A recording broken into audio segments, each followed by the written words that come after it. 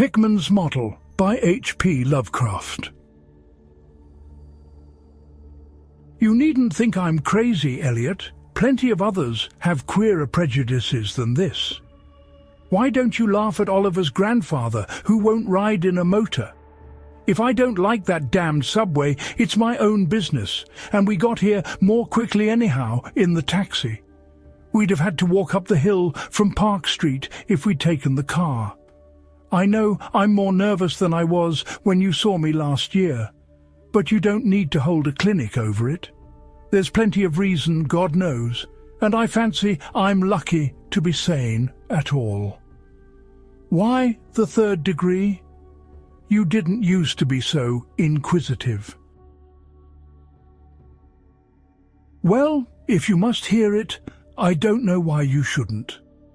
Maybe you ought to anyhow, for you kept writing me like a grieved parent when you heard I'd begun to cut the art club and keep away from Pickman.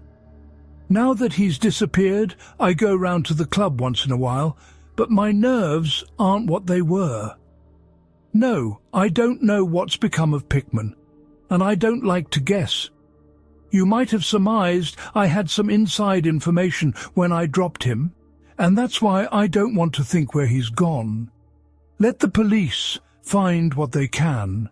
It won't be much, judging from the fact that they don't know yet of the old North End place he hired under the name of Peters. I'm not sure that I could find it again myself, not that I'd ever try, even in broad daylight. Yes, I do know, or am afraid I know, why he maintained it.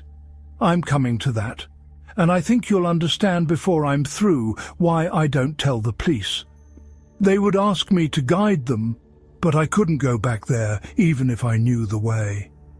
There was something there, and now I can't use the subway or, and you may as well have your laugh at this too, go down into cellars anymore. I should think you'd have known I didn't drop Pickman for the same silly reasons that fussy old women like Dr. Reed or Joe Minot or Bosworth did. Morbid art doesn't shock me, and when a man has the genius Pickman had, I feel it an honor to know him, no matter what direction his work takes. Boston never had a greater painter than Richard Upton Pickman. I said it at first, and I say it still, and I never swerved an inch either when he showed that ghoul feeding. That, you remember, was when Minot cut him. You know, it takes profound art and profound insight into nature to turn out stuff like Pickman's.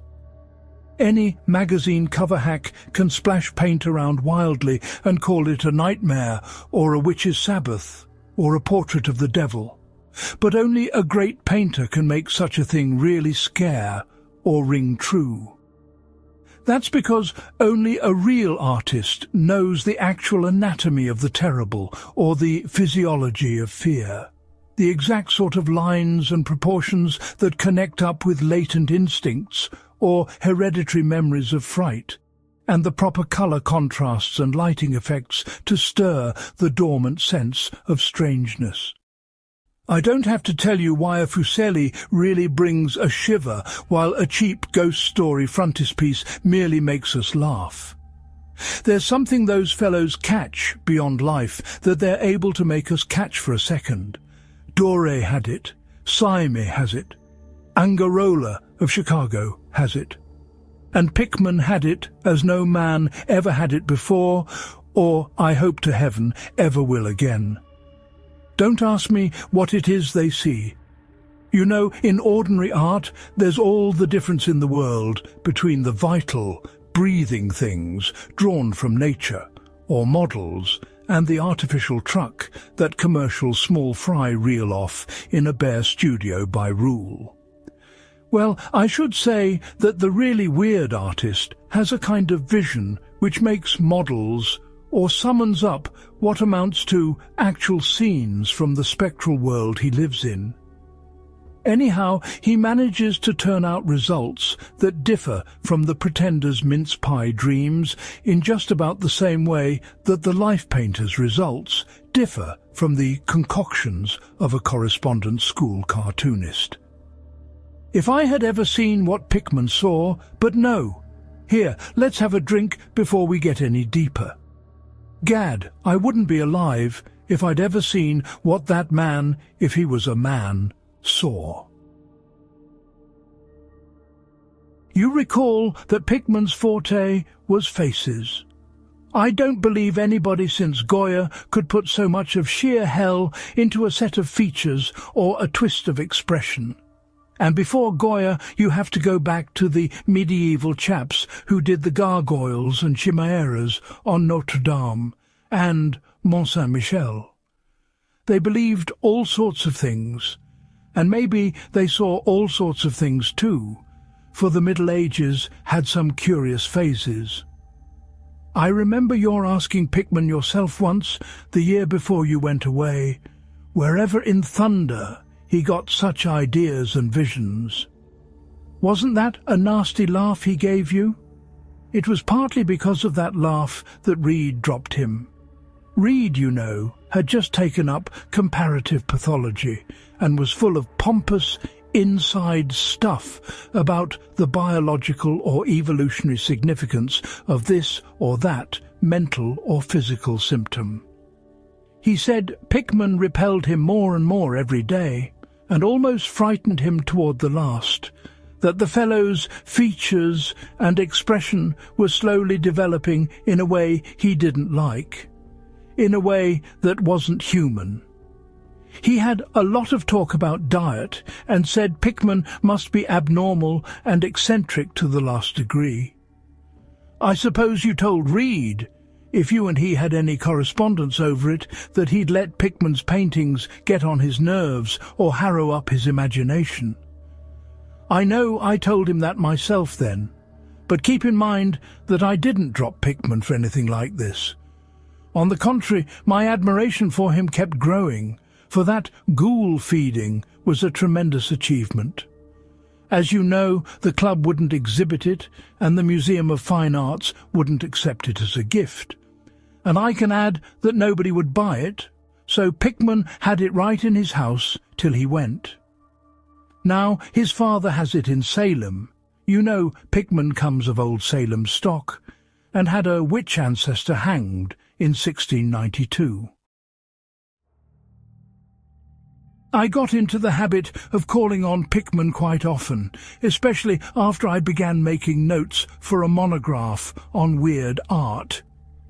Probably it was his work which put the idea into my head, and anyhow I found him a mine of data and suggestions when I came to develop it. He showed me all the paintings and drawings he had about, including some pen and ink sketches that would, I verily believe, have got him kicked out of the club if many of the members had seen them. Before long I was pretty nearly a devotee, and would listen for hours like a schoolboy to art theories and philosophic speculations wild enough to qualify him for the Danvers Asylum. My hero worship, coupled with the fact that people generally were commencing to have less and less to do with him, made him get very confidential with me. And one evening he hinted that if I were fairly close-mouthed and none too squeamish, he might show me something rather unusual, something a bit stronger than anything he had in the house. "You know," he said, "there are things that won't do for Newbury Street, things that are out of place here, and that can't be conceived here anyhow. It's my business to catch the overtones of the soul, and you won't find those in a parvenu set of artificial streets on made land. Back Bay isn't Boston. It isn't anything yet, because it's had no time to pick up memories and attract local spirits. If there are any ghosts here, they're the tame ghosts of a salt marsh and a shallow cove. And I want human ghosts, the ghosts of beings highly organized enough to have looked on hell and known the meaning of what they saw. The place for an artist to live is the North End. If any aesthete were sincere, he'd put up with the slums for the sake of the mass traditions. God, man, don't you realize that places like that weren't merely made, but actually grew? Generation after generation lived and felt and died there, and in days when people weren't afraid to live and feel and die. Don't you know there was a mill on Copp's Hill in 1632, and that half the present streets were laid out by 1650? I can show you houses that have stood 2 centuries and a half and more, houses that have witnessed what would make a modern house crumble into powder. What do moderns know of life and the forces behind it? You call the Salem witchcraft a delusion, but I'll wager my 4 times great-grandmother could have told you things. They hanged her on Gallows Hill, with Cotton Mather looking sanctimoniously on. Mather, damn him, was afraid somebody might succeed in kicking free of this accursed cage of monotony. I wish someone had laid a spell on him or sucked his blood in the night. I can show you a house he lived in, and I can show you another one he was afraid to enter in spite of all his fine, bold talk. He knew things he didn't dare put into that stupid Magnalia or that puerile wonders of the invisible world. Look here, do you know the whole North End once had a set of tunnels that kept certain people in touch with each other's houses, and the burying ground, and the sea? Let them prosecute and persecute above ground, things went on every day that they couldn't reach, and voices laughed at night that they couldn't place. Why, man, out of 10 surviving houses built before 1700 and not moved since, I'll wager that in 8 I can show you something queer in the cellar. There's hardly a month that you don't read of workmen finding bricked-up arches and wells leading nowhere in this or that old place as it comes down. You could see one near Henchman Street from the elevated last year. There were witches and what their spells summoned, pirates and what they brought in from the sea, smugglers, privateers, and I tell you, people knew how to live and how to enlarge the bounds of life in the old times. This wasn't the only world a bold and wise man could know. Far. And to think of today in contrast with such pale pink brains that even a club of supposed artists gets shudders and convulsions if a picture goes beyond the feelings of a Beacon Street tea table. The only saving grace of the present is that it's too damned stupid to question the past very closely. What do maps and records and guidebooks really tell of the North End? Bah! At a guess, I'll guarantee to lead you to 30 or 40 alleys and networks of alleys north of Prince Street that aren't suspected by 10 living beings outside of the foreigners that swarm them. And what do those Dagos know of their meaning? No, Thurber, these ancient places are dreaming gorgeously and overflowing with wonder and terror and escapes from the commonplace, and yet there's not a living soul to understand or profit by them. Or rather, there's only one living soul, for I haven't been digging around in the past for nothing. See here, you're interested in this sort of thing. What if I told you that I've got another studio up there, where I can catch the night spirit of antique horror and paint things that I couldn't even think of in Newbury Street? Naturally, I don't tell those cursed old maids at the club, with Reed, damn him, whispering even as it is that I'm a sort of monster bound down the toboggan of reverse evolution. Yes, Thurber, I decided long ago that one must paint terror as well as beauty from life, so I did some exploring in places where I had reason to know terror lives. I've got a place that I don't believe 3 living Nordic men besides myself have ever seen. It isn't so very far from the elevated as distance goes, but it's centuries away as the soul goes. I took it because of the queer old brick well in the cellar, one of the sort I told you about. The shack's almost tumbling down so that nobody else would live there, and I'd hate to tell you how little I pay for it. The windows are boarded up, but I like that all the better, since I don't want daylight for what I do. I paint in the cellar, where the inspiration is thickest, but I've other rooms furnished on the ground floor.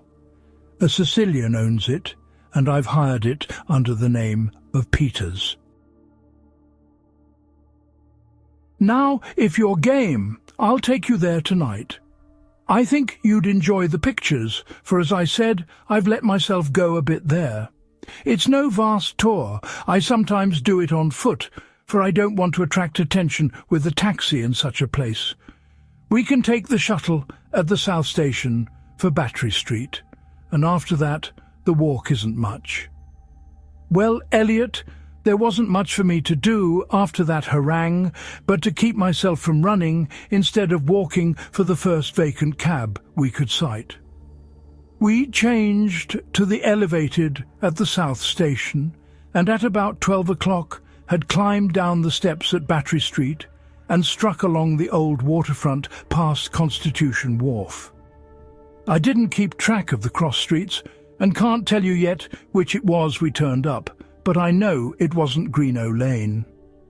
When we did turn, it was to climb through the deserted length of the oldest and dirtiest alley I ever saw in my life, with crumbling-looking gables, broken small-paned windows, and archaic chimneys that stood out half-disintegrated against the moonlit sky.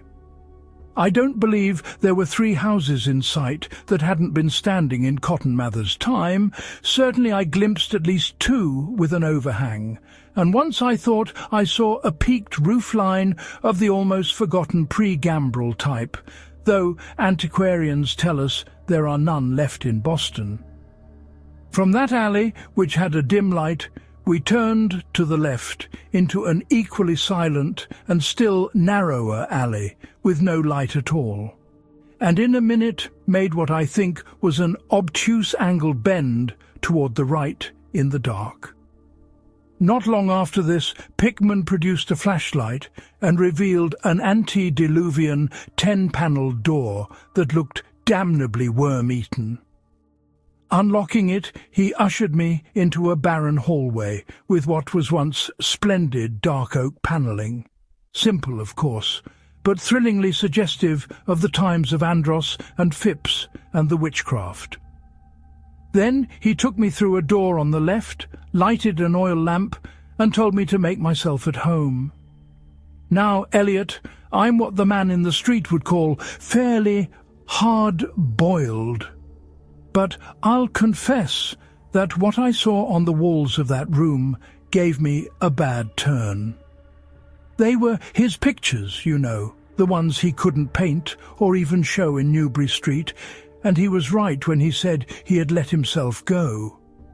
Here, have another drink. I need one anyhow. There's no use in my trying to tell you what they were like, because the awful, the blasphemous horror, and the unbelievable loathsomeness and moral future came from simple touches quite beyond the power of words to classify. There was none of the exotic technique you see in Sidney Syme, none of the trans-Saturnian landscapes and lunar fungi that Clark Ashton Smith uses to freeze the blood. The backgrounds were mostly old churchyards, deep woods, cliffs by the sea, brick tunnels, ancient panelled rooms, or simple vaults of masonry. Copp's Hill burying ground, which could not be many blocks away from this very house, was a favourite scene. The madness and monstrosity lay in the figures in the foreground, for Pickman's morbid art was preeminently one of demoniac portraiture. These figures were seldom completely human, but often approach humanity in varying degree. Most of the bodies, while roughly bipedal, had a forward slumping and a vaguely canine cast. The texture of the majority was a kind of unpleasant rubberiness. Ugh, I can see them now. Their occupations, well, don't ask me to be too precise. They were usually feeding, I won't say on what. They were sometimes shown in groups in cemeteries or underground passages, and often appeared to be in battle over their prey, or rather, their treasure trove. And what damnable expressiveness Pickman sometimes gave the sightless faces of this charnel booty. Occasionally the things were shown leaping through open windows at night, or squatting on the chests of sleepers, worrying at their throats. One canvas shewed a ring of them baying about a hanged witch on Gallows Hill, whose dead face held a close kinship to theirs. But don't get the idea that it was all this hideous business of theme and setting which struck me faint. I'm not a 3-year-old kid, and I'd seen much like this before. It was the faces, Eliot, those accursed faces that leered and slavered out of the canvas with the very breath of life. By God, man, I verily believe they were alive. That nauseous wizard had waked the fires of hell in pigment, and his brush had been a nightmare-spawning wand. Give me that decanter, Eliot. There was one thing called the lesson, heaven pity me, that I ever saw it. Listen, can you fancy a squatting circle of nameless dog-like things in a churchyard teaching a small child how to feed like themselves? The price of a changeling, I suppose. You know the old myth about how the weird people leave their spawn in cradles in exchange for the human babes they steal. Pickman was showing what happens to those stolen babes, how they grow up, and then I began to see a hideous relationship in the faces of the human and non-human figures. He was, in all his gradations of morbidity, between the frankly non-human and the degradedly human, establishing a sardonic linkage and evolution. The dog things were developed from mortals. And no sooner had I wondered what he made of their own young as left with mankind in the form of changelings, than my eye caught a picture embodying that very thought.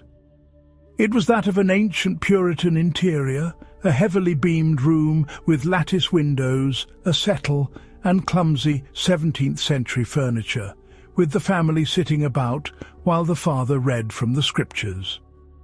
Every face but one showed nobility and reverence, but that one reflected the mockery of the pit.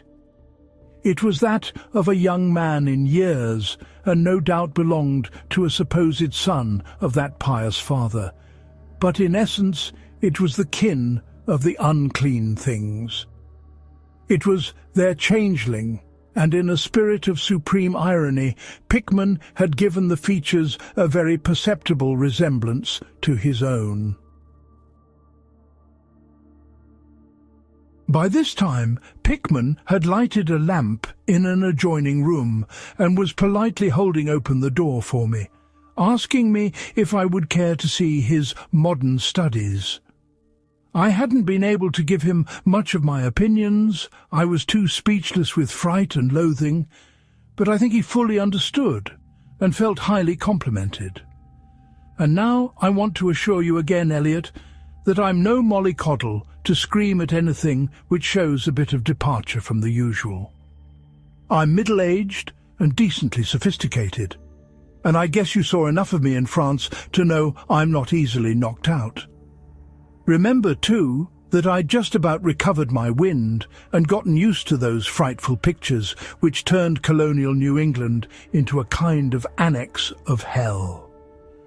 Well, in spite of all this, that next room forced a real scream out of me, and I had to clutch at the doorway to keep from keeling over. The other chamber had shown a pack of ghouls and witches overrunning the world of our forefathers, but this one brought the horror right into our own daily life. Gad, how that man could paint! There was a study called Subway Accident, in which a flock of the vile things were clambering up from some unknown catacomb through a crack in the floor of the Boylston Street subway and attacking a crowd of people on the platform. Another shewed a dance on Copp's Hill among the tombs with the background of today. Then there were any number of cellar views, with monsters creeping in through holes and rifts in the masonry, and grinning as they squatted behind barrels or furnaces and waited for their first victim to descend the stairs. One disgusting canvas seemed to depict a vast cross-section of Beacon Hill, with ant-like armies of the mephitic monsters squeezing themselves through burrows that honeycombed the ground. Dances in the modern cemeteries were freely pictured, and another conception somehow shocked me more than all the rest. A scene in an unknown vault where scores of the beasts crowded about one who held a well-known Boston guidebook and was evidently reading aloud. All were pointing to a certain passage, and every face seemed so distorted with epileptic and reverberant laughter that I almost thought I heard the fiendish echoes. The title of the picture was "Holmes, Lowell and Longfellow Lie, Buried in Mount Auburn." As I gradually steadied myself and got readjusted to this second room of deviltry and morbidity, I began to analyze some of the points in my sickening loathing. In the first place, I said to myself, these things repelled because of the utter inhumanity and callous cruelty they showed in Pickman. The fellow must be a relentless enemy of all mankind to take such glee in the torture of brain and flesh and the degradation of the mortal tenement. In the second place, they terrified because of their very greatness. Their art was the art that convinced. When we saw the pictures, we saw the demons themselves and were afraid of them. And the queer part was that Pickman got none of his power from the use of selectiveness or bizarrerie. Nothing was blurred, distorted, or conventionalized. Outlines were sharp and lifelike, and details were almost painfully defined. And the faces. It was not any mere artist's interpretation that we saw, it was pandemonium itself, crystal clear in stark objectivity. That was it, by heaven. The man was not a fantasiste or romanticist at all. He did not even try to give us the churning, prismatic ephemera of dreams, but coldly and sardonically reflected some stable, mechanistic and well-established horror world, which he saw fully, brilliantly, squarely and unfalteringly. God knows what that world can have been, or where he ever glimpsed the blasphemous shapes that loped and trotted and crawled through it. But whatever the baffling source of his images, one thing was plain. Pickman was in every sense, in conception and in execution, a thorough, painstaking and almost scientific realist. My host was now leading the way down cellar to his actual studio, and I braced myself for some hellish effects among the unfinished canvases. As we reached the bottom of the damp stairs, he turned his flashlight to a corner of the large open space at hand, revealing the circular brick curb of what was evidently a great well in the earthen floor. We walked nearer, and I saw that it must be 5 feet across, with walls a good foot thick and some 6 inches above the ground level. Solid work of the 17th century, or I was much mistaken. That, Pickman said, was the kind of thing he had been talking about, an aperture of the network of tunnels that used to undermine the hill. I noticed idly that it did not seem to be bricked up, and that a heavy disc of wood formed the apparent cover. Thinking of the things this well must have been connected with, if Pickman's wild hints had not been mere rhetoric, I shivered slightly, then turned to follow him up a step and through a narrow door into a room of fair size, provided with a wooden floor and furnished as a studio. An acetylene gas outfit gave the light necessary for work. The unfinished pictures on easels or propped against the walls were as ghastly as the finished ones upstairs and showed the painstaking methods of the artist. Scenes were blocked out with extreme care, and penciled guidelines told of the minute exactitude which Pickman used in getting the right perspective and proportions. The man was great, I say it even now, knowing as much as I do. A large camera on a table excited my notice, and Pickman told me that he used it in taking scenes for backgrounds, so that he might paint them from photographs in the studio instead of carting his outfit around the town for this or that view. He thought a photograph quite as good as an actual scene or model for sustained work, and declared he employed them regularly.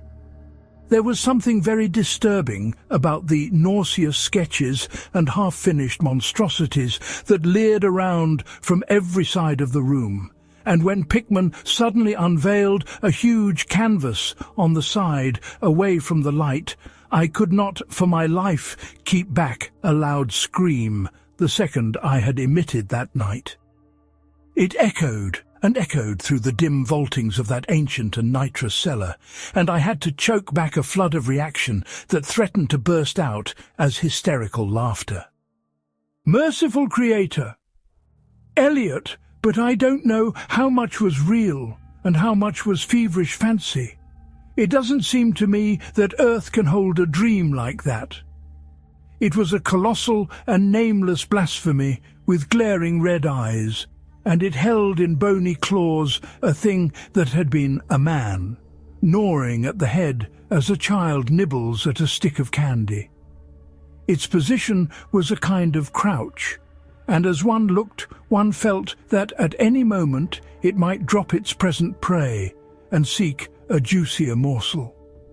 But damn it all, it wasn't even the fiendish subject that made it such an immortal fountainhead of all panic.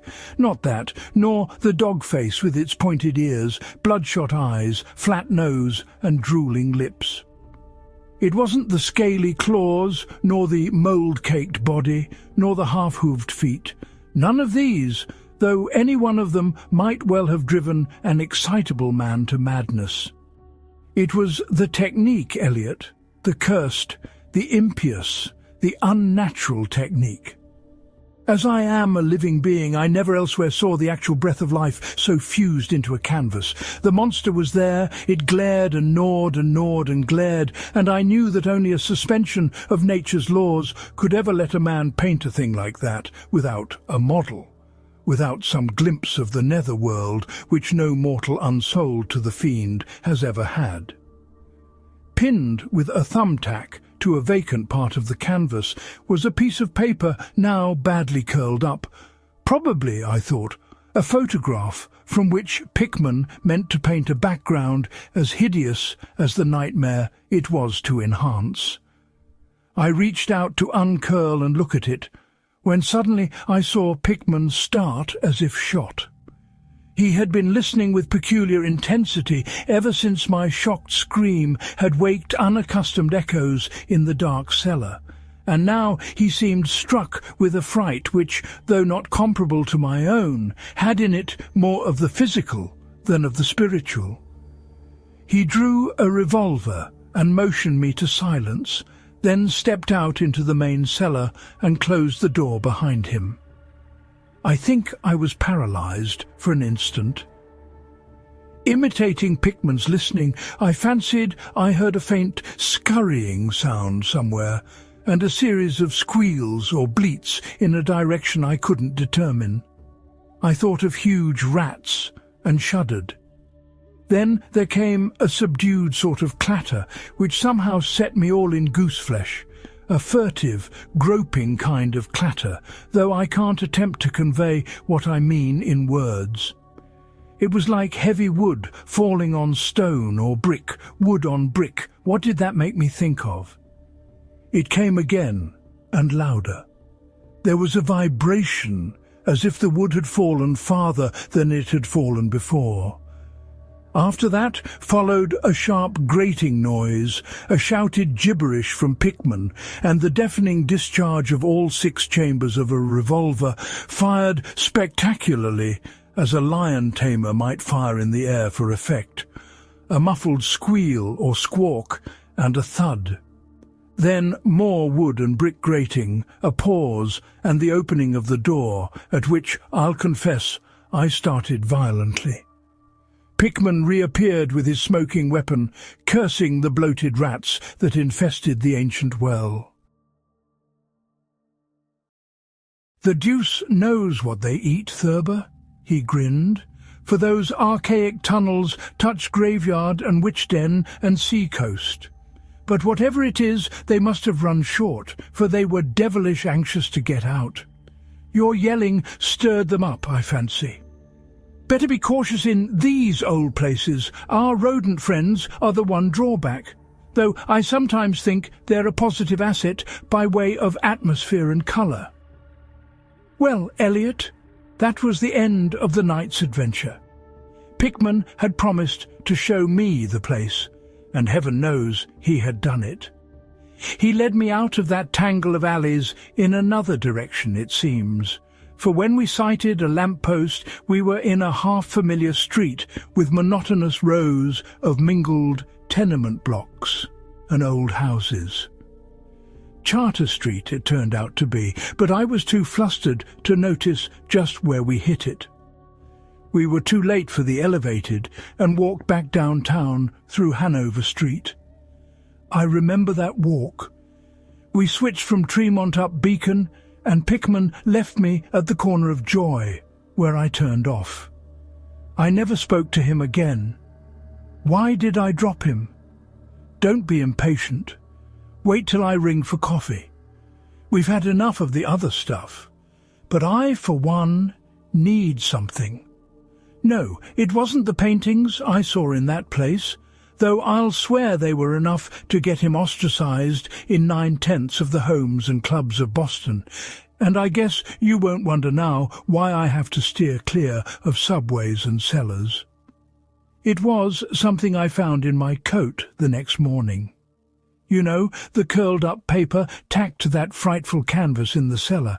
The thing I thought was a photograph of some scene he meant to use as a background for that monster. That last scare had come while I was reaching to uncurl it, and it seems I had vacantly crumpled it into my pocket. But here's the coffee. Take it black, Elliot, if you're wise. Yes, that paper was the reason I dropped Pickman.